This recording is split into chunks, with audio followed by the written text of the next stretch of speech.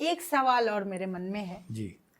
मनोज जी, कहते हैं कि जब महाभारत का युद्ध हुआ तो अछौड़ी सेना उसमें लड़ी। जी। ये अछौड़ी सेना क्या है? भाषा जो है अपनी अपनी तरह से जी संख्याओं के एक मानक होते हैं। बिल्कुल। पहले जब बचपन थे तो इकन्नी दुअन्नी हमारे जो बाबा कहते थे, आज हम मिलियंस पढ़ते हैं। अद्धा धैया पता नहीं क्या क्या कहते हाँ थे, जी, हाँ है ना। पाव, आज के बच्चे से अगर कहो कि पाव शेर तो बच्चा समझ पाएगा, नहीं समझ पाएगा। तो उस जमाने की अपनी एक गिनती थी, एक अक्षौहिणी। एक अक्षौहिणी सेना में लगभग 2,60,000 सैनिक होते थे सब मिलाकर। अच्छा। हाँ, मतलब एक अच्छी खासी संख्या। और पूरे महाभारत में 18 अक्षौहिणी सेना लड़ी। ये पांडव की तरफ जिसमें से 11 अक्षौहिणी सेना कौरवों की तरफ से थी, 7 अक्षौहिणी सेना पांडवों की तरफ से। 11 और 7 मिलाकर 18 अक्षौहिणी सेना उसमें लड़ी। तो एक अक्षौहिणी सेना में जो पैदल सैनिक होते हैं वो 1,09,350 होते हैं, पैदल सैनिक जो तलवार लेकर और लड़ाई करते हैं। और उसी में जो रथी सैनिक होते हैं, जो रथ पर चलने वाले, 21,870 होते हैं जी। इतने ही सैनिक हाथी पर चलने वाले होते हैं, 21,870। और घोड़ों पर चलने वाले जो सैनिकों की संख्या होती है 65,610। तो यह तब का मानक ये पूरी तरह से बनाया गया होगा कि इतनी ही एक अक्षौहिणी सेना में इतने ही लोग जाएंगे।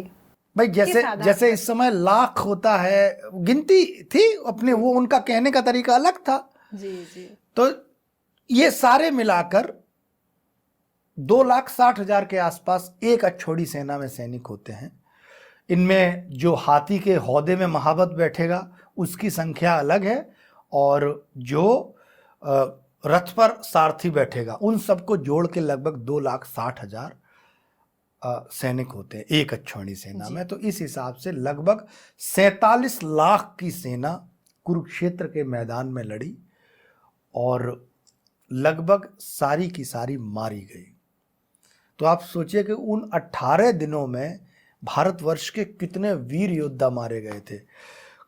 मतलब आप ये समझिए कि धरती जो है छत्री विहीन हो गई होगी। हाँ, क्योंकि बस तो उसमें इतनी पॉपुलेशन भी नहीं थी। कुछ एक राजा उसमें बस थे जो बच गए थे, और कुछ एक दो राजा थे जिन्होंने लड़ाई में भाग नहीं लिया। उसमें एक तो बलदाऊ थे जी, जो कृष्ण के बड़े भाई थे, चूंकि उनके दुर्योधन और भीम दोनों शिष्य थे, तो उनका कहना यह था कि वो तीर्थाटन करने चले गए। और दूसरा एक जो कैरेक्टर है जो लड़ाई में नहीं, जो कृष्ण के साले थे, रुक्मिणी के भाई रुक्मी, वो पहले पांडवों के पास गए। उन्होंने कहा कि देखो, मैं अगर तुम्हारी तरफ से युद्ध लड़ गया तो तुम्हारी जीत पक्की है, तुम जो मान लो कि मेरे लड़ने का ही मतलब है तुम जीत गए। तो इतनी लंबी डींग मारी तो पांडवों ने कहा महाराज आप मत लड़ो, हम देख लेंगे। तो फिर वो दुर्योधन के पास गए, वहां भी उसने लंबी लंबी फेंकी और वहां भी दुर्योधन ने भी उसका प्रस्ताव ठुकरा दिया। और इस तरह रुक्मी जो थे वो युद्ध से विरत रहे और युद्ध में नहीं कूदे। तो ये महाभारत की एक अक्षौहिणी सेना की और एक यात्रा की जो आपने बात पूछी वो कुछ इस तरह से थी। जी, बहुत बहुत आभार। ये सवाल बहुत दिनों से मेरे मन में चल रहा था और इसका एक सटीक विश्लेषण मुझे मिल नहीं पा रहा था। मैं आभार व्यक्त करती हूँ, बहुत अच्छा जवाब आपने दिया। बहुत बहुत धन्यवाद।